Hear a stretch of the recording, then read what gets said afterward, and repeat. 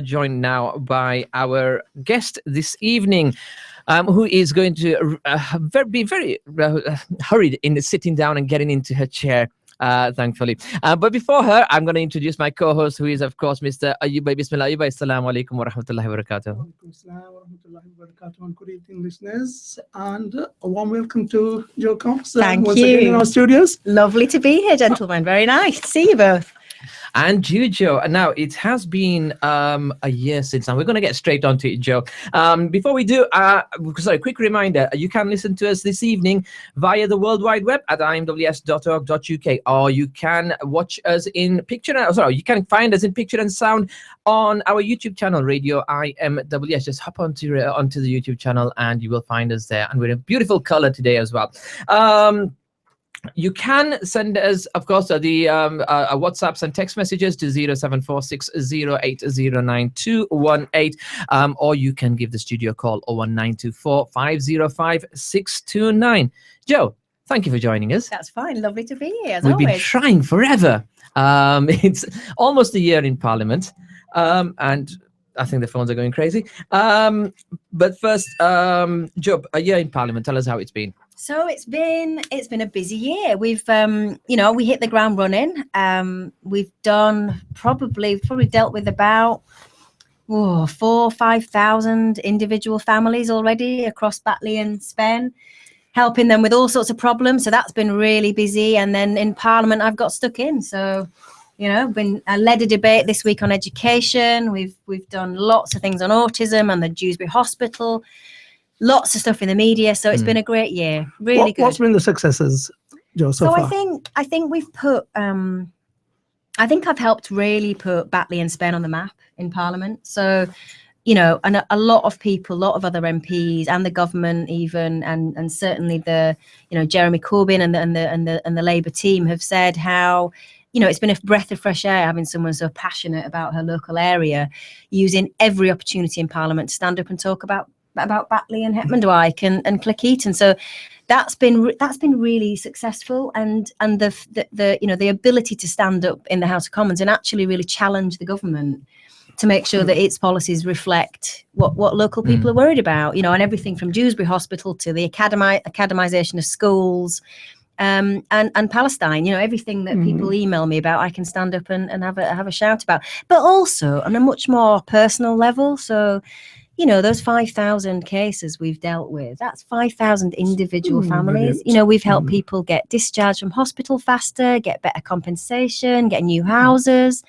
get visas. This matters to people. And, just to repeat to any of your listeners, if anyone does have a problem they're really grappling with, where they think me or my team can help, they just need to come to one of my surgeries. They're all on the website. Give my office a ring or drop me an email. I think certainly you've made your mark both personally and as an MP, through constituency, as well as sort of making yourself known in Parliament.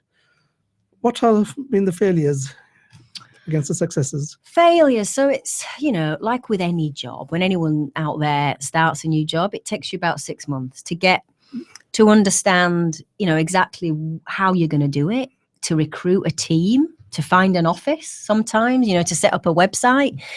I'm sure many of your listeners will have been through that themselves. So my frustration over the last year related really to the speed with which sometimes it just takes to set yourself up. And of course, the thing that was interesting was, I'd spent the last 18 months before the election trying to earn enough money to be a candidate and win. And I hadn't seen my children for 8 months, and my husband had forgotten what I looked like. And so, of course, you win, you put all that effort into winning, which had taken a huge amount of personal financial investment and a lot of strain on the family. And then you win. And then, I'd been up all night on that election night, and I had my first casework at 7 a.m. Quite well, don't we, Mohammed? That's right. Yes, Yeah. we do. That election night was a good night. So that would be my frustration, that it took me longer than I would have liked to have got, fully up and running. But we really are. And even in that time, even in the first few months, we were still helping people, and I was still doing media interviews and speeches in the Commons. So you mentioned Dewsbury Hospital. Yeah. The subject's going to come up sooner or later, isn't it? Yeah. But do you think it's a lost cause? Basically, I think,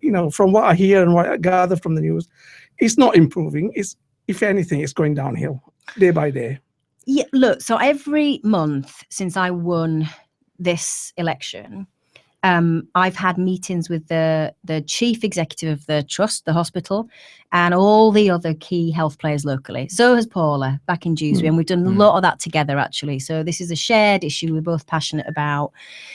We've done joint debates in the House of Commons, and we've done a lot of stuff together. Now, and right from the off, you know, both of us have challenged the hospital on the quality of its care for local people. And there's been a lot of discussion about that. I'm sure there's people listening that have had bad care, you know, or there are people listening who work there who are stressed and overstretched and have been for 5-6 years. There doesn't seem to be any resources or quality stuff there anymore. No, but I think any talk of it closing, I think is a bit alarmist, because we will have a hospital. They're investing a lot of money in certain bits of the hospital, but they are downgrading the accident and emergency unit. They're changing the maternity provision. They're removing a lot of services that we were used to having here to Pinderfields. And there is a huge issue in staffing levels and the quality of care that many of our people, including my family, are getting from Dewsbury Hospital at the minute.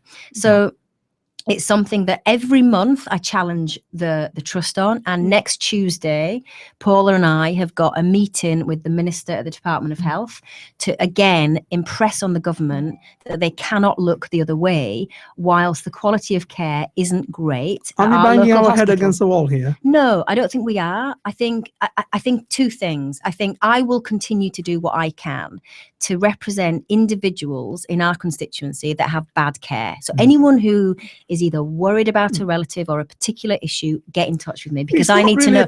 No, but the second thing, it's a case of not having good resources there. That's right. And that's the second thing. You know, local people need to stand up on this issue so that the government realises that it cannot just look the other way while local hospitals like ours, which are a much needed community resource, struggle.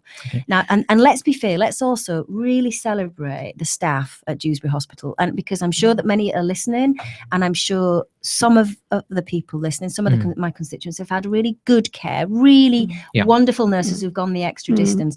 And you got, for me, it's about celebrating those staff as well as really challenging the management to say, you have got to sort this out. And, we cannot wait years. This has to be done as quickly as possible. Now, there's a new interim chief exec at the trust called Martin, who is, comes with a long history working in healthcare. I'm going to give him, for now, the benefit of the doubt, give him a bit of time to try and really tackle some of these issues. What part of the cuts have actually been implemented so far? The cuts to the hospital. So the changes to A&E are going to happen later in this year. They were going to speed them up, and they've just decided they're not going to speed them up. They're going to move forward at the original timetable. The changes to maternity are already starting to happen, as are some of the other departments. So we're slowly starting to see change happen. The big change is going to come over the next 18 months. So, that is going to happen. One of the things, and just to be clear, so one of the things to announce actually here tonight for the first time to many of your listeners is what I have managed to do is agree with the top guys at the hospital trust that they will work with me and Paula on a public meeting at some stage in May, so that anybody listening and you guys can also come and ask the questions that we all have about the future of Dewsbury Hospital or our individual experience there. So that will happen in May, and it'd be great if you can broadcast that to people to come along and find out for themselves what is happening, what really is happening, and what the trust are going to do to sort this out. Okay, now one of the concerns is, as you mentioned, is the changes of cuts to A&E, to maternity, and to the children's ward, which is already gone. That's right. We've already got the assessment unit that's at the side of the A&E. Yeah. Now, people understand that the hospital itself, as the building and running as a hospital, that's not going to end, because there's a lot of things that are happening there. Like outpatient appointments and these follow-up care. The two things yet to happen, the maternity to be turned to midwife-led, and the A&E to be downgraded. The fear people have is we are ultimately going to lose a maternity ward, and we are ultimately going to lose We're not going to lose A&E. We're not going to lose the maternity ward. What the plan is to have a midwife-led unit, which is going to be fine for lots of local women, you know, who don't have complicated pregnancies and who choose to have a midwife-led birth, which I chose to do, and many listening will choose to do. That's good, and it will be a high-quality unit that will help those women that can and choose that option. Yeah. I've been very clear that not having an obstetric consultant, which is what you need if there's a problem or you have a complicated pregnancy or a complicated birth, not having a consultant on hand is very, very problematic for me, given that Pinderfields is 45 minutes to an hour away, depending on the traffic. You know, much less if you're in an ambulance. But let's face it, sometimes the traffic is really bad. What happens if there's a long transfer time? I am really worried about that. I've said this repeatedly to the trust. So let's be clear, we're not losing the midwife-led unit. In fact, they're investing in it. Yes, but the problem is we're not going to have a consultant. Yeah. Now, let's also be clear, only women that are complicated, that have complicated pregnancies, will not be allowed to opt to have their babies at Dewsbury. So let's not scare women, but let's be realistic about challenging the trust that not having an obstetric consultant is there is frightening. It would frighten me. Not for you, but for the women I've asked, themselves. that's right, and I've asked repeatedly for guarantees from the trust that they are taking this seriously. But Joe, and that's we'll the thing about it. You're right. It is frightening not to have a consultant there. It's a lot easier to travel the 20 minutes, 25 minutes in car to Pinderfields when a lady goes into labor, when the waters break, than it is halfway through. People are getting scared. People are going to go and choose the consultant. Ultimately, that's going to reduce. Their right to do that. And it is. But ultimately, that's going to reduce the number of patients going into the midwife-led unit, which ultimately is going to ask the question whether it is viable to keep a midwife unit there. That's always been the case since 2012. I think that's a really legitimate point, you know, and So I think local families need to keep Yeah. asking that point. I think though, there are many women, including like myself when I was pregnant, who will opt to have a midwife-led birth, and that's I think midwives do an amazing job. They're probably midwives listening. You know, midwives for an uncomplicated birth can do an amazing job and bring a new baby into the world perfectly.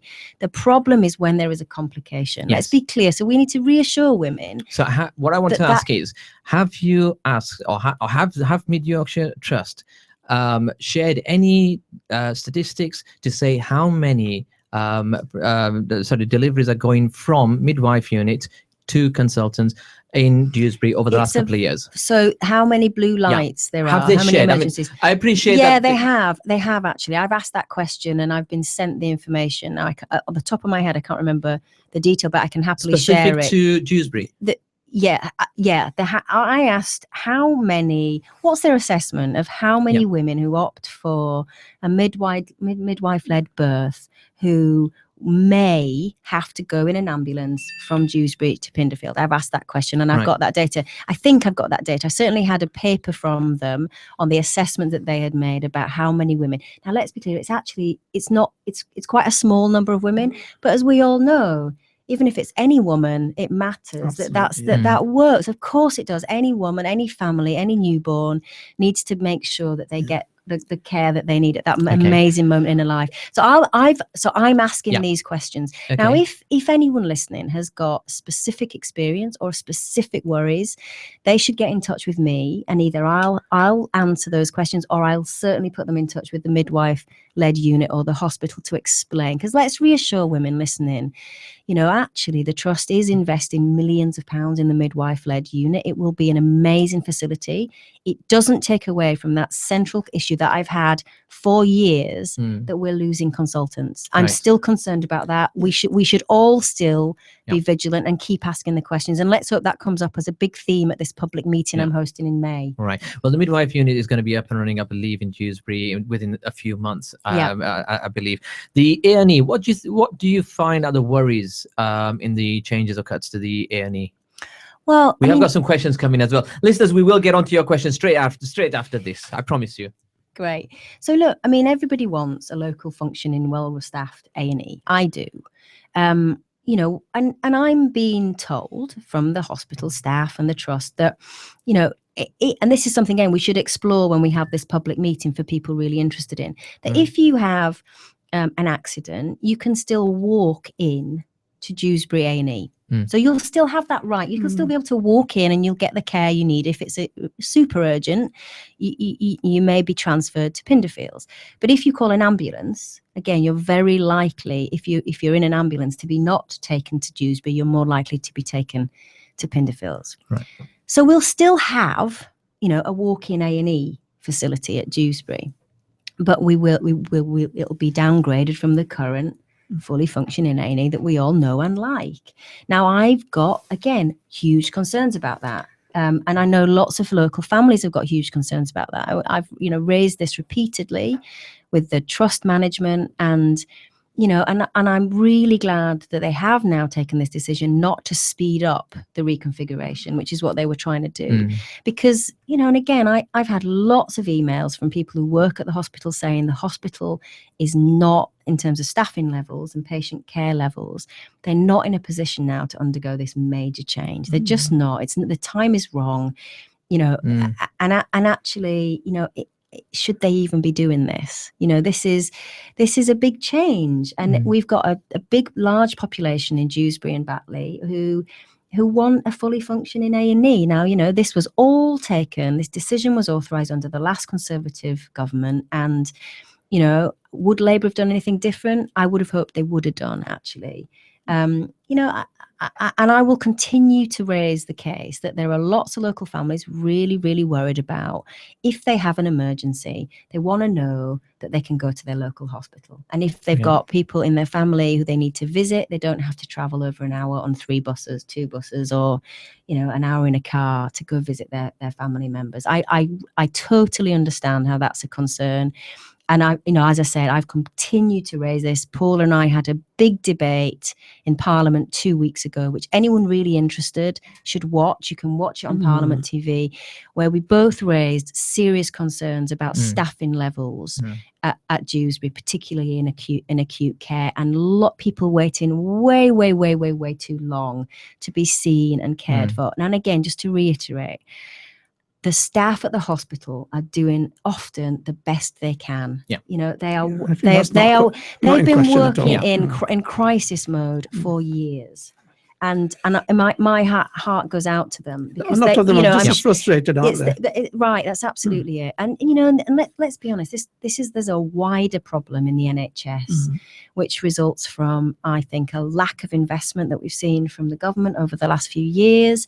It results from things like the junior doctors' contracts, which has been badly handled by the Secretary of State in a way that I have never seen such incompetence in dealing with an issue of such importance in all my time as a politician, in all my time working in politics. And on such an important issue to be such cack-handedly, it's such a tragedy. So there's a wider issue there around the healthcare that we're going to have in the future, of course, compounded by the fact that we've got an aging population, particularly locally.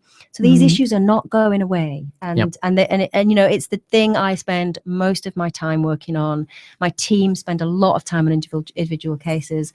I have monthly updates with all the top leaders. And look, if people are really concerned about this and they want to talk to me about any aspect of this, from maternity care to doctors, contracts to GP services or acute care, give me a ring, drop me a line. Okay. I need to hear. Okay, you know what? I think we need to have an hour just on 2 hours probably just on the hospital. Yeah. You should come and record the public meeting. Well, we'll actually come and record it and do a proper session on that. Yeah, that'll be quite good. Yeah. Okay, if you've just tuned in, you are listening to Radio IMWS. It's the politics program. We've got Joe Cox, the Batley and Spen MP in the studio with us. If you've got a question, call the studio hotline 01924 505 629, which is always a little bit less than hot, or WhatsApp and text, which people prefer. No one talks anymore.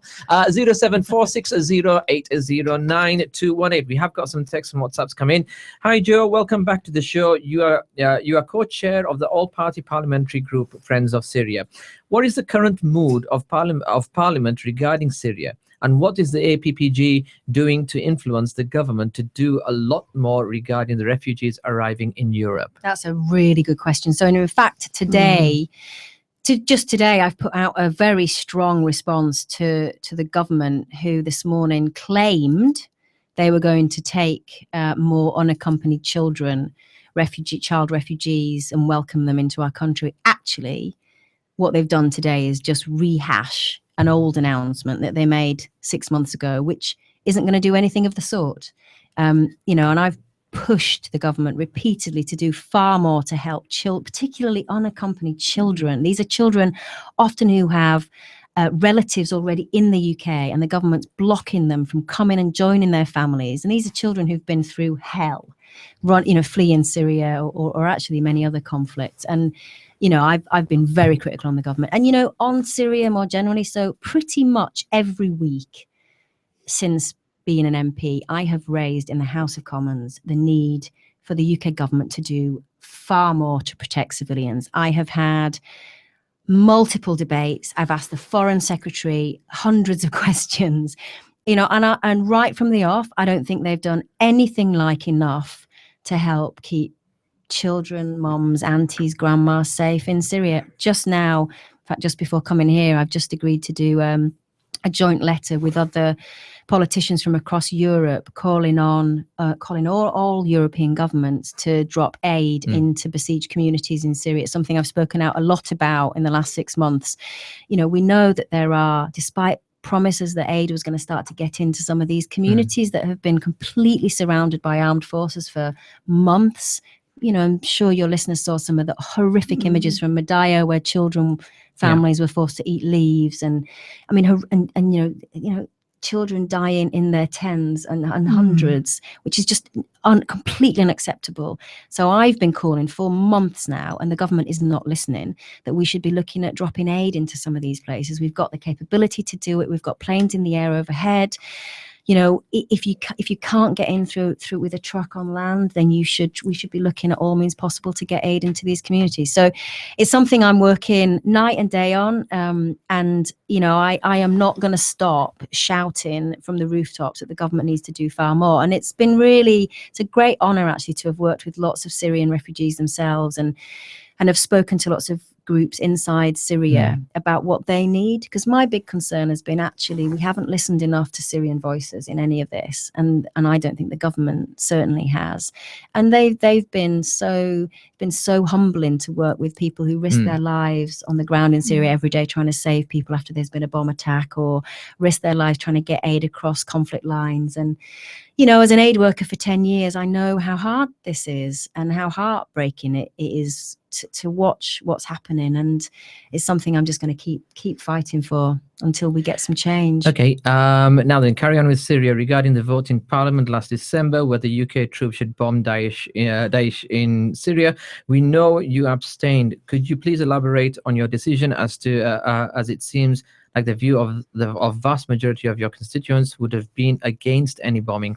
Did you get plenty of letters, emails regarding the vote? It's a good question. I had lots and lots of correspondence from across the constituency, actually. And mixed, so some people really clear that Daesh represent a serious threat to our country, to our children, who have occasionally been radicalized online, which is an issue we should talk about more, I think, or to terrorists, trying to lure people, our children, to leave the country and go to Syria, or from Daesh coming back here and trying to attack and threaten our national security. So a lot of concerns from constituents about the threat of Daesh, a lot of concerns from other constituents who did not feel that bombing Daesh, bombing terrorists, and in the manner with which the Prime Minister proposed was the right thing to do.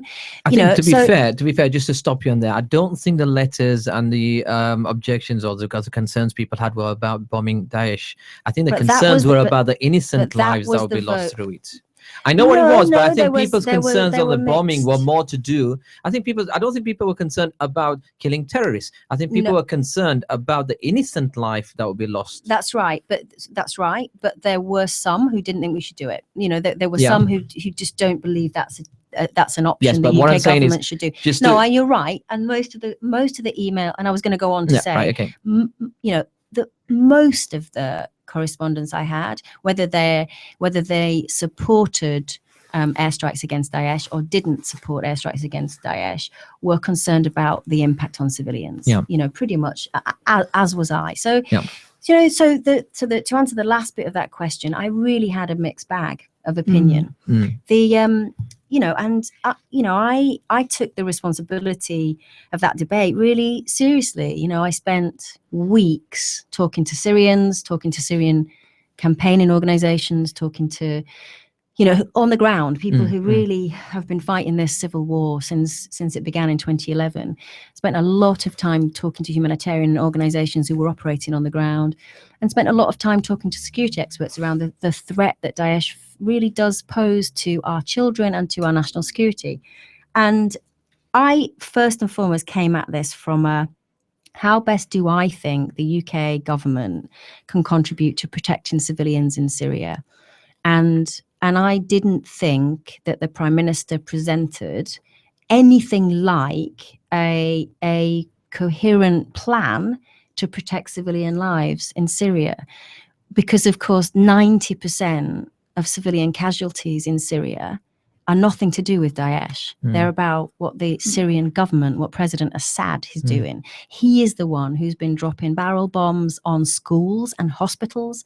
He is the one who's been murdering anyone who disagrees with him since 2011. And that was my kind of key focus. We've let that go unchecked for far, far too long. And of course, in the vacuum that the disintegration of Syria has left, Daesh sprung up, and my whole kind of approach really to Syria was to do two things. Was to, one, make sure that actually our government was focused on the right thing, which was actually helping end the Syrian civil war, because without ending the Syrian civil war, we are never going to deal with the problem of Daesh. And secondly, to make sure that whatever the UK government does is really well thought through, is a plan, is a long-term plan with lots of different strands to it, that's well thought through for the next 20 years, because that's what it's going to take to end this civil war and rebuild Syria and stop desperate refugees jumping on horrific boats or trying to, hang on to the bottom of lorries. Now, on both those fronts, I do not think the Prime Minister did anything like enough to convince me he really had a plan to protect Syrian civilians and end the Syrian civil war. And I don't think he had a comprehensive strategy. And so now, I could have just voted against, but actually, I don't want the UK to take action on Syria off the table. I really, and it was a more complicated vote. And I know you and many of your listeners, you followed it closely. But actually what we were being asked to vote on was not just airstrikes. It was about a comprehensive plan on Syria. And I was against airstrikes because I don't think they were part of a plan that made sense from the Prime Minister. But I didn't want us to take Syria off the table and not act to save civilian lives. So objecting, abstaining it's a legitimate thing you can do in Parliament. We do it all the time. The Labour Party's currently, decided to abstain on the surveillance bill because we want to improve it. Now, I know it probably felt to some like that was an abdication of my responsibility, but I assure you, the hours and effort I put into trying to persuade the government to change their plans to do far more to protect civilian lives were not an abdication of responsibility. I follow what you're saying, Jo. Your thought process it seems very clear. But what I think a lot of people will think and will believe is that by abstaining, it's just as saying yes to bombing. No, not at all. Absolutely not. Absolutely not. And, absolutely not, because the government the government have a majority. They win everything at the minute. So anyone who's angry about anything, you have to remember that we have a Conservative government who can win and push through anything they want to push through. So they were going to win this vote. And by abstaining, you make a principled point that says, your plan is not good enough. I don't agree with you that we should have airstrikes against Syria against Daesh on these terms. And I don't think you've done anything like enough to really understand the Syrian civil war and try and really stop it and keep Syrian civilians safe. Now that was my view. So abstaining is a thing you can do to say this is not a good enough proposal. I take your point, and I think fine. Everybody has a right to sort of vote as they feel. But I believe that a lot of your constituents were very disappointed by the action, and I think your sort of popularity plummeted at that period in the constituency, because I think there was strong feeling amongst the people in Batley about not bombing, and they were just saying that by abstaining, you're just saying go and bomb. Well, that's, you were giving them whereas the other argument I think a lot of people were putting forward was, in the long term, there's only a political solution for Syria. Bombing doesn't really get anybody anywhere. And I absolutely agree with that. Bombing your way out of this crisis is not going to work, which is why I didn't support the bombing. I mean, I didn't support the bombing. I could not have supported it on the current terms. Now, let's be clear, though. Let's be clear about two things. So, one, we have to be serious about the threat of Daesh, both to our children in our community, who this evil death cult are targeting. Let's be clear about this. Let's be clear about the horror that they have inflicted on Muslims inside Syria and on many, many hundreds of thousands of Muslims across the region, and on Europeans, some of whom were Muslim, some of whom were many other faiths, in Paris, in Istanbul, in Brussels, and in Tunisia, where we had British civilians killed.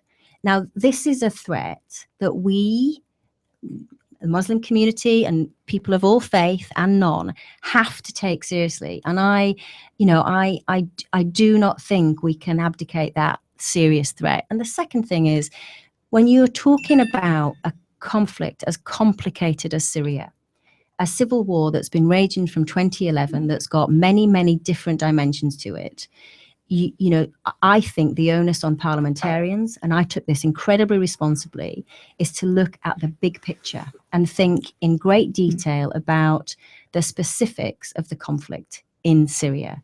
And the specific conflict dynamic is that it's President Assad who is killing, maiming, and torturing many, many hundreds of thousands of Syrian civilians. So my decision right from the off of going into Parliament, and it's something, check my record on, every week I ask the government, I repeatedly have asked the Foreign Secretary, what have you done to protect civilians? To the many constituents who felt very strongly about this and still do, join me in challenging our government to protect civilians in Syria. It's what I'm working with countless Syrian groups to do.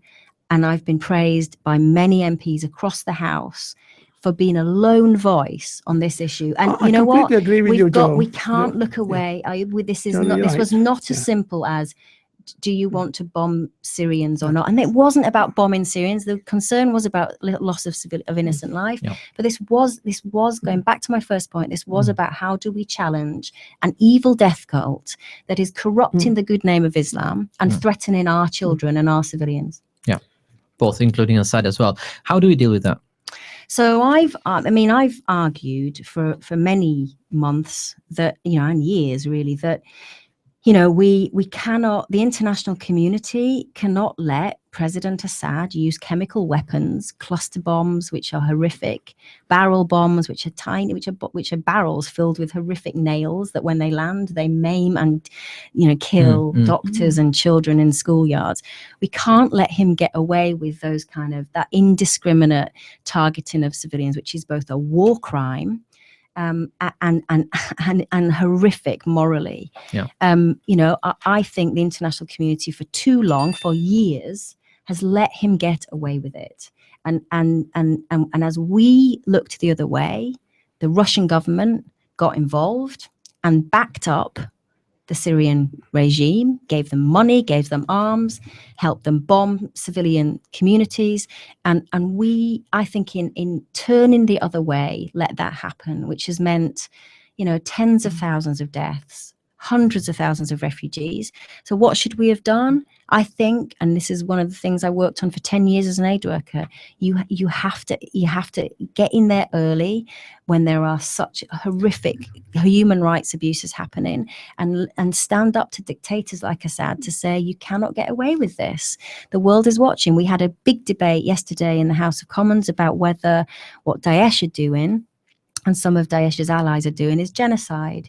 The government, I think, recklessly decided not to call what they're doing is genocide, when it clearly is. The targeting of Yazidis and Christians and other minority groups by Daesh is clearly genocide. Now that's, that is a slightly different issue. It's not what Assad is doing, but we need to be how you call these horrific outrages and then how you act on them is how history judges us. Just to go back a little bit, I think, the creation of ISIS, for instance, instead of actually doing what you're saying, and quite rightly so, I think what we did was we actually armed and encouraged rebel groups against Assad, and that in a way created ISIS in itself.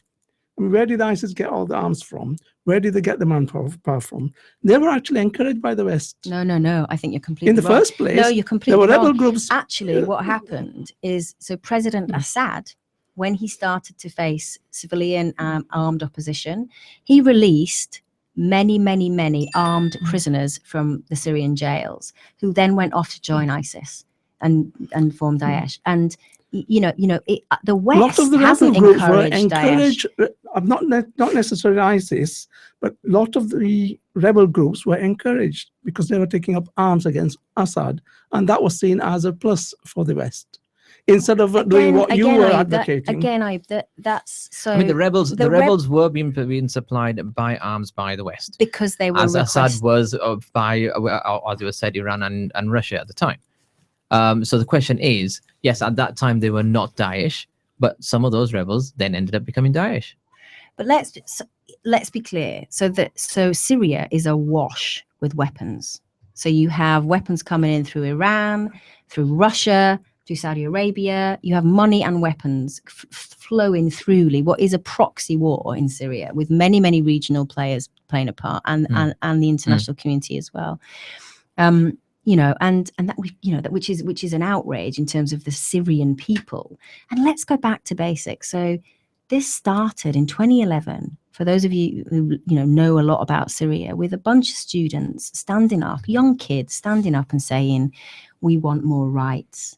The response from the Assad regime was to basically imprison and torture and murder those young students, which then caused many other people up and down Syria to stand up and say, that's unacceptable. Right. So the people that the West, the Americans, the UK, the French and others supported were those democracy campaigners who stood up for the first time, many of them in 50 years or for 20 years if they were young students, and said, we want our rights.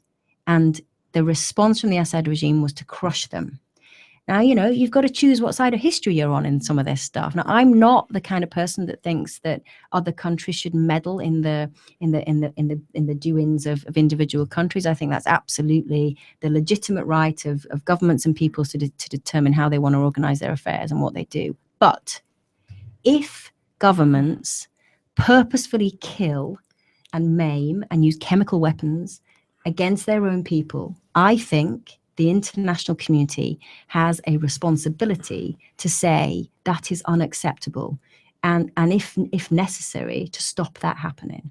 Yeah, because that's fine. Okay, we're not arguing. We've got a lot of questions coming from listeners, and I'm very conscious of the time. So, Joe, I'm going to have to ask you to hurry up on these quick, now. Sorry, no, okay. Quick fire. Yeah, Joe, we all take the threat of Daesh seriously, but bombing civilian areas where collateral damage is great, doesn't this become a propaganda tool for Daesh? And that was one of my concerns, which is why I didn't support the airstrikes. I agree. I'm concerned about that, and I'm always concerned about civilian suffering wherever it happens. So I absolutely agree. Right. Okay. Okay. This could be mixed up now, but anyway, abstaining on the Syrian vote was nothing but a last-minute cop-out, especially when the MP for Batley and Spen is in reality wanted to vote yes for military action. Now, I think this is referring to, I mean, this is a bit unfair, to be honest, and you've covered it, but in your proposal that was in, was it The Independent, the co-authored article that you had, one of the three things that was in there was military action. Yeah, let's Why be clear about did this. you- No. Let's be clear. One thing, I did not vote for airstrikes against Daesh because I didn't think the plan was good enough. Let's be clear about that. Secondly, what I've been arguing for is I thought we should have a no bombing zone in Syria, which would have stopped the Assad regime killing his own people. Now, that is military intervention, but it's not military intervention that's dropping bombs. It's exactly the opposite. It's about stopping bombs being rained down on innocent civilians. So that was my position that I set out in various articles. And that's what I continue to say. We should be not raining down bombs. We should be stopping the bombs, attacking schools and hospitals. Okay, now then I've got one here that's coming about Dewsbury Hospital. When I had my first child at Dewsbury, I was lucky to have a consultant on the ward. However, I worry that if an emergency cesarean or a doctor is needed immediately and you are at Dewsbury, a doctor or theatre won't be available. I'm worried the number of baby deaths will rise now at Dewsbury. What are your views? I'm expecting with a second child, but having mine at Pinderfields. But I can't help but worry for other first-time mums who may have a smooth pregnancy, which leads to the midwife deciding they would be okay at Dewsbury, but then something goes wrong. That's Now, this is a exactly big my concern. And congratulations, first of all. And I have to say that my wife went through exactly the same thing, was in a midwife-led unit, So and did I. complications happened and had to be moved. Now, when you move So from did this I. room to that room, it's not so bad. Yeah. But with that much pain, in that condition, in that much pain, in an ambulance, going down the Mad Mile and everything else, it's not going to be comfortable. I've had both those experiences. My first birth was midwife-led unit, and then I had an emergency and had to go down the corridor to a consultant. And my second birth was a midwife-led unit and an emergency, and then I had to be in an ambulance 25 minutes away. So I've had both those experiences. And to the individual that texted in, I don't know what her name was, but you need to obviously get the advice from your own healthcare provider. I'm sure you are, and you've obviously taken the choice to go to Pinderfields, and the care that GPs and midwives give women through their pregnancy will allow them to take an informed choice. But I agree with the concern that if there is an emergency, Joe or some Cox, complication, really worried. Are you ready to come back on this show and talk directly about maternity and what's happening with Dewsbury Hospital? I'd love to. With our listeners. I'd love because to there's going to be a lot of people out there. There's a lot of and do you know what we should do? Complications. Why don't we bring in a midwife and someone from the hospital to actually do it together with me? I'd love to do that. Dan, fix the date, mate. I want an email. I want an email in my inbox tomorrow morning, mate. Yeah. Right. This is, by the way, you are on YouTube as well. What is Joe's thoughts on the government plans to academize? I'm really glad. I'm really glad someone asked me. So, I led a debate in Parliament this week on Monday night. If you want to watch it, it's on my website. So I spoke for a long time against what I think is just a fundamentally flawed ideological policy from the Tories to academise every school by 2020. There's no evidence that just changing the governance structure of a school improves the standards. So I don't know where this is coming from. There are conservative former education ministers, conservative councillors, conservative MPs lining up to say this is bonkers. The Labour Party is opposed to it. I am opposed to it. I said as much repeatedly in the speech on Monday night. And the other thing we talked about a lot on Monday, because it was my debate that I forced to have in the Commons, was, I'm really worried that standards in Yorkshire schools are now the lowest in England. And that is unacceptable. On Monday, I called for a plan with some clear targets from the government to focus on that. And also to focus on the fact that the thing that's going to raise standards in our schools is teachers. Teachers. And, this academy thing, it's a distraction away from the real thing, which is improving teaching standards and getting resources back into Yorkshire schools. If anybody wants to come and talk to me about that, it's an issue I'm going to be campaigning on and raising repeatedly.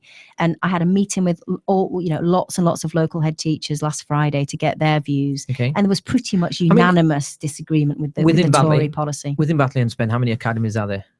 So we've got... and how many potential looking towards it? Well, so we've got two... No, we've got... 1, 2, 3, about 4, 5. So secondary level, most of the secondary levels are nearly on their way to.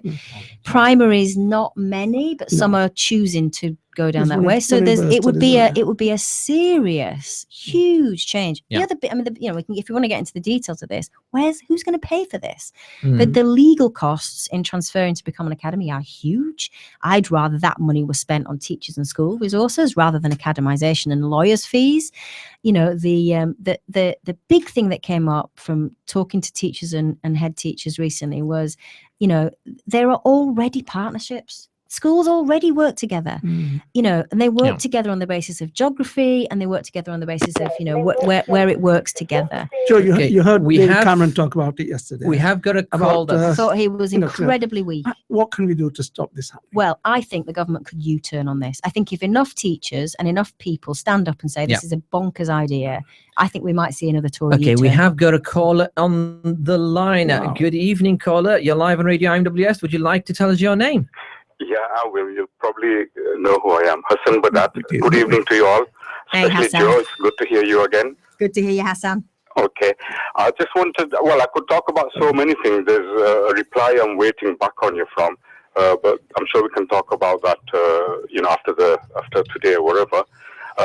Question I wanted to ask is, you'll have probably witnessed the Prime Minister's Questions Time yesterday, and also the day before, a couple of days before, there was a program on BBC where Andrew Neil accused a certain gentleman called Sheikh Suleiman Ghani of being a ISIS supporter.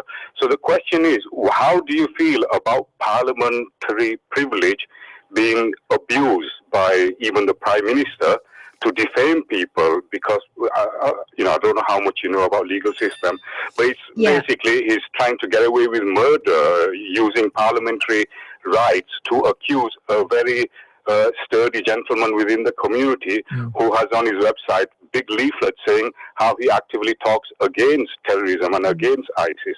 Do you have a view about that? I do. I actually thought, so I was in there for Prime Minister's Questions, and I actually thought, I thought the Prime Minister was unbelievably weak, both on academies, like we've just been talking about the schools, but the fact he descended into gutter politics and basically decided to back Zach Goldsmith, who's the Tory candidate for London Mayor's Islamophobic campaign against Sadiq Khan. For the Prime Minister to do that in Parliament when the country was watching was, I thought, was a disgrace. The language he chose, the manner in which he did it, and the irony actually of attacking someone who's actually a Conservative supporter and who's been seen just as much with the Tory London Mayor candidate as with Sadiq. That's right. You know, so no, Hassan, absolute disgrace. I've said so, and I just think it's a disgrace that he went that way. Do you share my view that this could degenerate further? Because, you know, it comes... Hassan, you haven't seen anything. The stuff that the Tories are putting out in London, attacking Sadiq, essentially for being Muslim, is outrageous. It's outrageous. Joe, it follows hot on the heels of Dodgy Dave comment, and actually at the same question time, no, not same question time, a few weeks earlier, the Prime Minister even accused Jeremy Corbyn of being a terrorist supporter. But do you see degenerating, and do you see genuine kind of a review needed for parliamentary privileges? It's a very rare privilege that's given. The only other place I think it's like the monarchy or in the court Hassan, of justice. I don't think that's the issue. I think the issue is the use of language unbecoming to a Prime Minister. And the use of tactics that the Tories are using in the London Mayoral that are unbecoming of a political party. And to that end, so I had a really good meeting in London this week with MEND, who many of you will know, and we talked more generally about, you know, the tone and narrative that the Prime Minister has used when talking about Islam for years. And it follows the meeting that I organised with local madrasa leaders here when I managed to get the Shadow Home Secretary, Andy Burnham, to come to Batley, as you were there, Hassan. And we talked about the language of prevent, the language the Prime Minister has used when talking about these issues, and how he has misjudged it time and time and time again, linking up everything, like from, you know, women who are learning English to prevent and terrorism. Like, what's that got to do with it? What then? The two are completely unrelated. How dare you in an article Link those two. That's just irresponsible for a prime minister.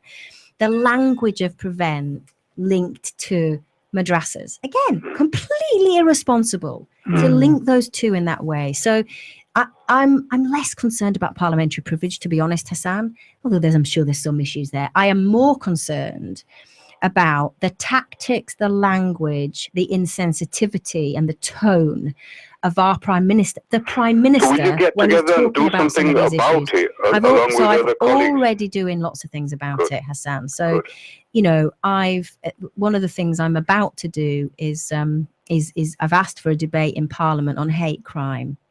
To tighten up some of the legislative loopholes in dealing with this. I'm about to write a letter to some of the social media companies asking the same thing. What are you doing to deal with hate crime? I've directly, challenged the Prime Minister on his use of these words and tone. And one of the reasons I brought the Shadow Home Secretary, Andy Burnham, to Batley to visit a local madrasa, to talk to madrasa leaders, was to make sure that we as a Labour Party get our proposals on language and tone right on this stuff. And just to finish, Hassan, this is the Prime Minister. A young girl in a school locally that I visited recently said to me, a really young girl said, must have been about 12, 13, why does the Prime Minister hate me? Young Muslim girl, why does the Prime Minister hate me? How can she have got that message from her government? She's a British Batley girl of Muslim faith. She thinks her Prime Minister hates her because of her faith.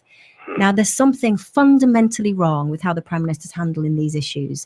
And that's what I'm going to focus on, Hassan, not parliamentary privilege. Have you told the Prime Minister, Joe, about this? Okay, you have a good evening, Joe. I will, Hassan. Okay. And I'm still looking forward to getting a reply back about that. Okay, will do. Take care. Okay, Hassan, thanks very much. Bye. Okay. Now, Joe, and I know about the debate on hate crime that you're going to have, but the problem is those debates usually have a handful of MPs.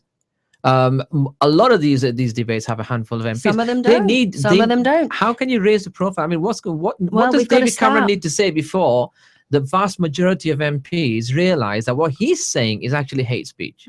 Well, yeah. Well, so some of these debates don't. A lot of them are incredibly, incredibly well attended. Let's be clear, and they do make a difference. The thing that surprised me is, it does make a difference if you stand up, if you write letters, if you campaign and champion issues loud enough and long enough.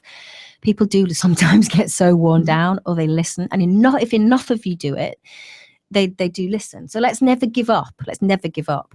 And there are things we can do as a country to challenge the Prime Minister on this stuff. Every time he gets it wrong, we need hundreds of thousands of people emailing him, shouting out about it. Every time the Sun prints an appallingly misinformed, inflammatory headline, we need hundreds of thousands of people writing to them. We need members of Parliament standing up and rejecting it. This does need, but one of the things I talked to Mend about and tell Mama recently as well was, those of us that care about this stuff just need to get better. We need to get more organized. We need to get louder. We need to get more vocal. Okay. Constituents, listen, you email me so I can then say to the Prime Minister, thousands of people have responded to this issue and they care about this, and we've got, you never give up, do you? You just got to keep banging on about it. Okay, I've got a listener who's asking you to come on. Sophia's our one of our hosts who has a Saturday afternoon slot. Love to talk about maternity. I'd love there to you go. That. We've already got our side forward. Okay. Yorkshire schools are doing the best they can with the available resources, but what would you do to ensure our area will get more funding in the new funding formula for schools? Really good question.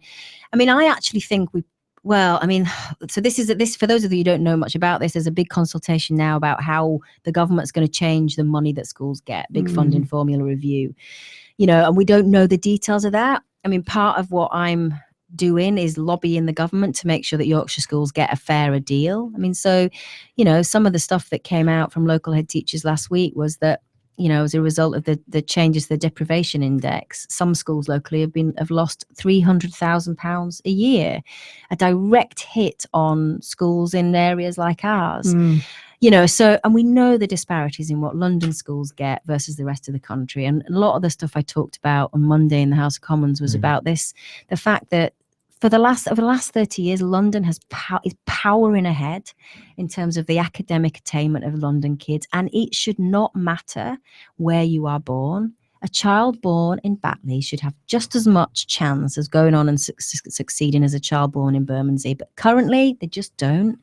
You know, so I think that's a lot of that, as the text refers to, is about resources and making sure schools do get the resources. But it is also about making sure schools can recruit and retain the best teachers. Right. Okay. We've got two people asking about the same thing, actually. Great show. Once again, my question to Jo is, why on earth is she contributing in the press paper? Its views are very negative and anti-Muslim. Why is she supporting by writing a column in it?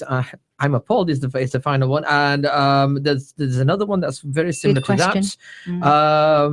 Sorry, not that one. Bear with me a moment. Here we go. Why does Jo Cox write in the press when it's not a member of IPSO and cannot be investigated for discriminatory inflammatory articles? Good questions. So, you know, a lot of my constituents read the press. You know, half the constituency reads the press. How do you know that, Jo? Because it's delivered free to pretty much half the constituency. So, or even more than half the constituency. What does that tell us about it being delivered free? So, well, there's an issue there around its funding model. But look, over half of the constituency, 40,000 houses, get this paper. So the decision I took was, I want to change their views. I want to inform their views. I want to make sure those people know what their MP is doing. I think it's the right thing to do. Doesn't mean I endorse anything that they say. Of course it doesn't. But look, you know, I'll give you the Sun. Millions of people read the Sun. If I was offered to write a column in the Sun, I would do it, because actually people read it. You can't just ignore the fact that people read these papers. I think you have to take on the debate and have that debate. And if people are reading something, then I will write my views in it. You know, and I think some of the editorial lines that the press adopt are wrong, and I've said that. But you know, it's a paper that goes to over half of my constituents, and I think it would be the wrong thing for me to do to not write in it. Have you read any of the editorial comments, Jo? I have read them. I mean, you said they're wrong. Some of them are wrong. Not all of them. Not all of them are wrong. Some of them are wrong. Because I mean, it's a long-standing issue for, I think, people in our community here. It's not just that's appeared recently. I think there's a long history that goes back quite many years about this chap writing sort of obnoxious comments, particularly about Muslim people living in this area, and particularly in Savile and also now in Batley. And some of the recent comments are horrendous, to say the least. And we've got to call, you know, I think we've got to call that out, that kind of badly written, inflammatory, derogatory thinking. Let's call it out. You know, I support free speech. Look, I support free speech. It is the right of anyone to express an opinion, and I will disagree with it until my last breath if I disagree with it.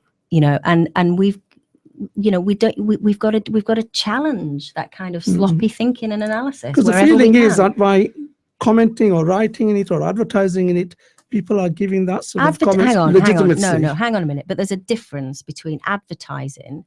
Just writing. Say writing. As the member of Parliament for 40,000 households that get this paper and expressing views in it. Now that I think is something that a member of Parliament should do. If I ran a business, I certainly wouldn't advertise in the press.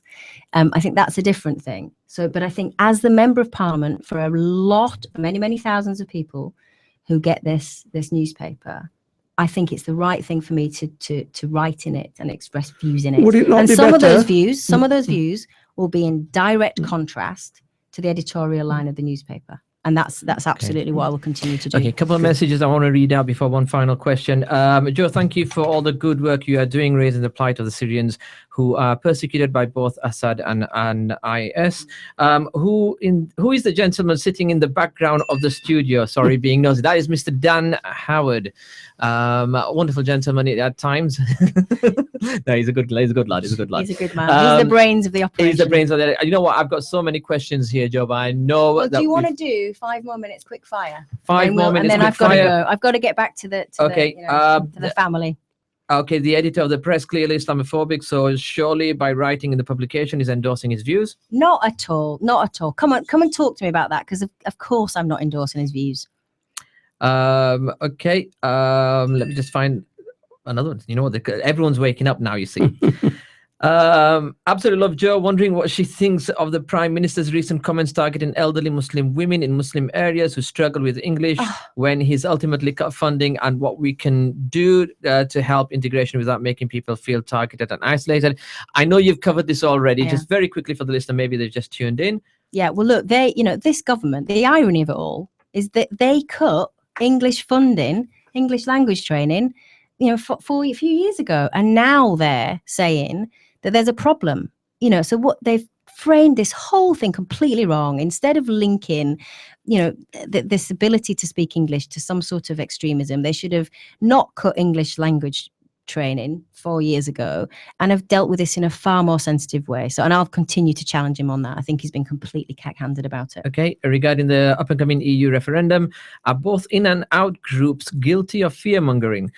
Where can we get unbiased facts? That is a very good question. I mean, I'm going to vote for us to stay in the European Union, because I think the risks of us leaving are far greater than the risks of us staying. And for my kids and their grandkids after them, I want the UK to be a member of the European Union. Where do you get unbiased stuff? Do you know what? You're going to have to dig around. I mean, I've written stuff. Have a look at that. That's purely factual based. Very quickly, in or out? I'm in. We should definitely stay in Europe. Good for jobs, good for security. I don't want Scotland to leave England, to leave us as some sort of rump country with no status in the world. Okay. So no, local businesses say to me repeatedly, if we were to leave Europe, we would have it would be much harder for us to trade with the EU, and we'd lose jobs. So I don't want any jobs in Yorkshire to go if we left the EU. Okay, final question. Jeremy Corbyn, is he going to be there at the election in 2020? I think he will be. Will he have your support? Only if he proves to me that the Labour Party can form a government, because I tell you, and I'll finish with this point, the most depressing thing about this job is that the Conservative government are doing horrific things to our community. They try to cut disability benefits. They're tightening up visa and immigration rules in a way that is thoughtless and heartless. And we see that, and Dan does a lot of work on immigration policy. We see that every day. They are cutting benefits for vulnerable people up and down our community, and they can do this because they are in the government. So the only way I'll continue to back Jeremy, and he's got my full support, is if we win, because I want a Labour government. Because to tell you what, losing every single vote and watching the horrific stuff this government are doing is heartbreaking. Yeah, especially when you know what impact it's having on people. Yeah, locally. but one thing is, in the last election, a lot of people said all the candidates, all the leaders look about the same. Isn't that going to be very different? Exactly. They don't anymore. Exactly. So isn't that why the whole Labour Party and all the Labour MPs should actually really get behind Jeremy and show a different side of politics? Yeah, but only if he wins. I'm not in politics he's won to be selected as a leader. Yeah, and that's a great thing. And I nominated him so that members could choose have. That's absolutely the right thing to do.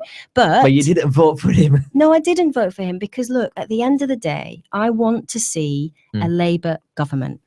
The only reason I will stay loyal to Jeremy, and I'm a loyal Labour Party person to the core, the only way I'll stay loyal is if we win elections, because I do not want us to have 10 more years of Tory government. And I should say one last thing before I leave.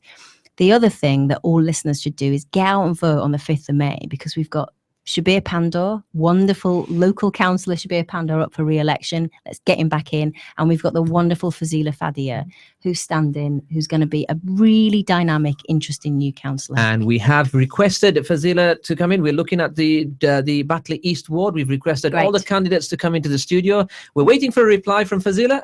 Hopefully, inshallah, we will get her into the studio and people will be able to see that. Joy, you're more than welcome to stay. I've got to go. I've got to get back to the family. I'm really sorry. We didn't didn't even touch on Batley Town regeneration, unemployment, and Palestine. So, although we did do a little on Palestine, I suppose. Palestine, but Palestine, I know you're going to drag me out of here, but Palestine, I think we should launch a local campaign because, as many people will listen, what the government's trying to now do is stop Kirklees Council banning essentially goods illegally sourced in the occupied territories. Now, in illegal Israeli settlements. Now, I think that is an outrage on our rights as local taxpayers to choose where the Kirklees Council source their goods. So we should do a special program on that. We should definitely do that. Now I've got to go. Really nice to see you both. Joe, thank you very much for coming in. Remember, you've promised our sister Sophia, who will be listening out there as well. Sophia, I'd love to do that. You've promised her a show for maternity and only. Yeah. Okay. And Joe, we do want you back in. You've seen how popular it is. You've seen that the public want to engage. Yes. And people want to want this interaction. So we are hoping that you are going to make this a regular visit to the studio. I'm up for doing that. Excellent. All right. That's nice brilliant. to see you both. Thank you very much for joining us, Joe Cox. Okay, that was our politics program, but we're not finished yet. We're going to have a little bit. I think me and you will probably stick back a little bit. We've got a few more messages that we've just got to get through. We're going to go into we're going to play a nasheed just to give us a bit of a break, and then inshallah ta'ala we're going to be back right after this.